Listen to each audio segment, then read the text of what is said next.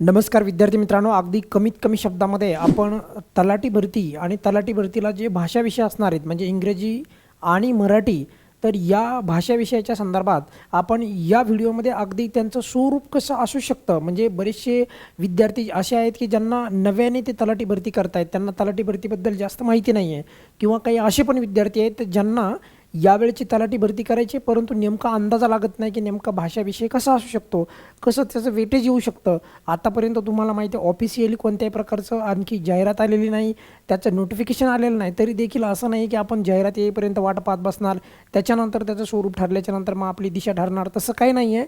तर आपल्याला एक अंदाजा लागावा, किमान तुम्हाला कळावं की कशा पद्धतीने तयारी करणं गरजेची आहे किंवा तुम्ही कोणत्या पद्धतीने तुमचं डिरेक्शन ठेवलं पाहिजे, या संदर्भात अगदी कमीत कमी शब्दामध्ये आपण माहिती घेणार आहोत. बघा, तलाठी भरती 2026 यावर खास करून आपण ज्या पण काही छोटे मोठे अपडेट येणार आहेत इथून पुढे पण आपल्या या चॅनलच्या माध्यमातून कव्हर करणार आहोत. आणि या चॅनलवर तुम्हाला माहिती आहे फक्त एकच विषय शिकवला जातो, तो म्हणजे इंग्रजी व्याकरण. आता येऊयात आपल्या मुद्द्याकडे. बघा, भाषा विषयाचे स्वरूप कसे जे आहे असू शकते या संदर्भात आपण जे आहे एकदम कमीत कमी शब्दामध्ये माहिती पाहणार आहोत. इंग्रजी आणि मराठी या दोन्ही भाषा विषयाच्या संदर्भात आपण थोडक्यात माहिती घेऊयात.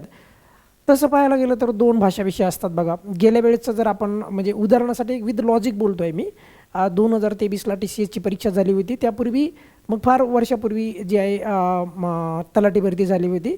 परंतु आपण जर का आत्ता रिसेंटचं उदाहरण घेतलं म्हणजे 2023चं, तर दोन भाषा विषय असतात हे तुम्हाला सर्वांना माहिती आहे. परंतु ऑब्वियसली दोनच भाषा विषय असतात, पण एक याच्यामध्ये गोष्ट लक्षात ठेवा की जे TCSचं जे लॉजिकचं उदाहरण आपण याच्यासाठी घेतो आहोत, कारण TCSच्या ज्या पॅटर्नच्या नुसार आता बघा तुम्हाला माहिती आहे की सध्या पण MPSC जे आहे, MPSC ऑनलाईन परीक्षा घेणार अशा प्रकारचं त्यांनी जे आहे नोटिफिकेशनमध्ये सांगण्यात आलेलं आहे त्यांच्याकडनं. पण पुढे येणाऱ्या वेळेमध्ये ऑफलाईन होईल का वगैरे वगैरे त्या गोष्टी ज्या आहे पाहूयात, पण ऑफलाईन व्हायला पाहिजे. पण तरी देखील लक्षात ठेवा आपल्याला TCS आणि MPSC ह्या दोघांना पण डोळ्यासमोर ठेवूनच आपण नेमकं कसं स्वरूप असू शकतं तर त्या संदर्भात आपण पाहूयात. माझ्या मते बघा, एकूण किती प्रश्न असू शकतात त्याबद्दल एकदा आपण माहिती काढूयात. बघा की 25 प्रश्न असतील बघा, असं मला वाटतं आहे प्रति विषय. बरं का, मग तो इंग्रजी व्याकरणासाठी असतील 25 प्रश्न, मग त्याच्यामध्ये पॅसेज असेल का वगैरे वगैरे त्यावर पण मी बोलणारच आहे. पण इंग्रजी आणि मराठी या 25 प्रश्न असतील या दोन्ही पण भाषा विषयासंदर्भात, अशी जी शक्यता आहे तर ती मला वाटते आहे. बरं का, अजून कोणत्याही प्रकारचं जे आहे यावर स्पष्टीकरण आलेलं नाही. जेव्हा स्पष्टीकरण येईल तेव्हा आपण नक्कीच ती अपडेट पण घेणार आहोत.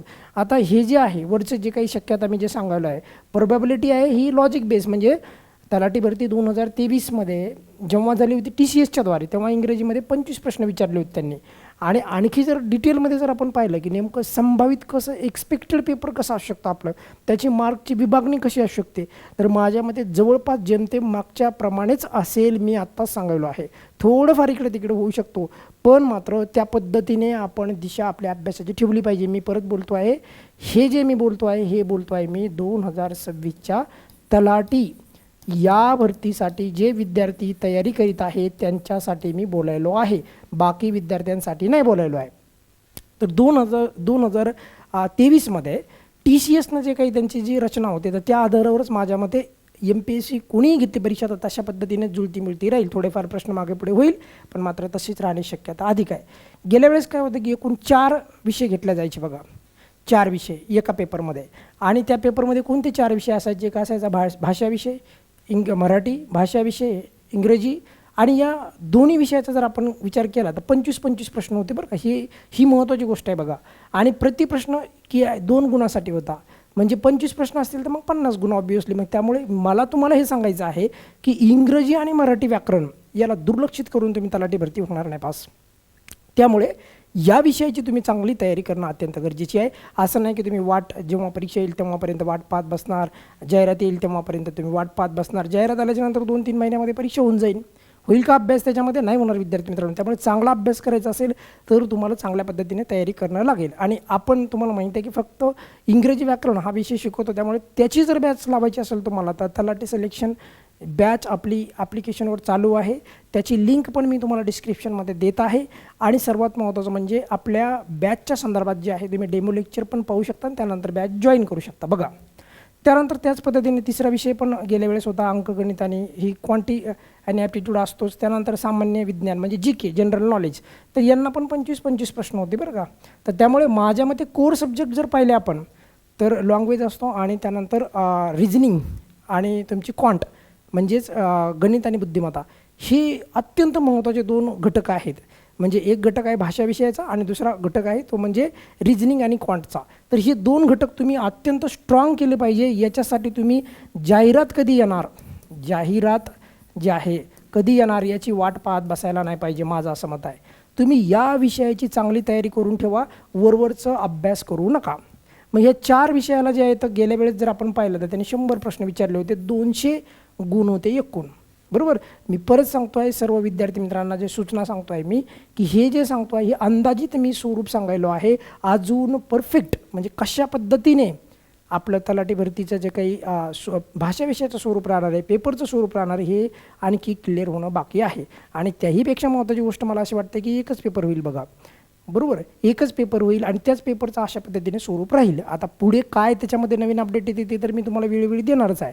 पण ह्या लेक्चरमधून जर तुम्ही शेवटपर्यंत व्हिडिओ पाहत असाल तर एक तुम्ही नक्की तर्क काढायचा आहे, ते म्हणजे तुम्ही कोर सब्जेक्ट तरी करून ठेवायचे आहेत.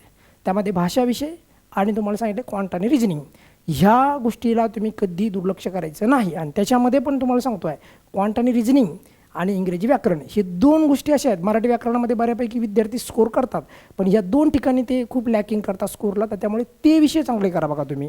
तर त्यामुळे जर तुम्हाला असं वाटत असेल की माझ्याकडून तुम्हाला प्रोफेशनल पद्धतीने इंग्रजी व्याकरण शिकायचं आहे तर नक्की तुम्ही द प्रिसेस अकॅडमी पुणे हे ॲप्लिकेशन डाउनलोड करा, डेमो लेक्चर पहा आणि त्यानंतर नक्की बॅच जॉईन करा. कारण की आपण जे शिकवतो ते फक्त एक्झाम ओरिएंटेड जे एक्झामला येतं त्या पद्धतीने शिकवतो. या व्हिडिओमध्ये आपण इथेच थांबूयात. बघा तुम्हाला नेमका अंदाज लागला असेल, जाहिरातीपर्यंत माझं असं मत आहे तुम्ही वाट पाहू नका, अभ्यासाला लागा. या व्हिडिओमध्ये आपण इथेच थांबूयात. धन्यवाद.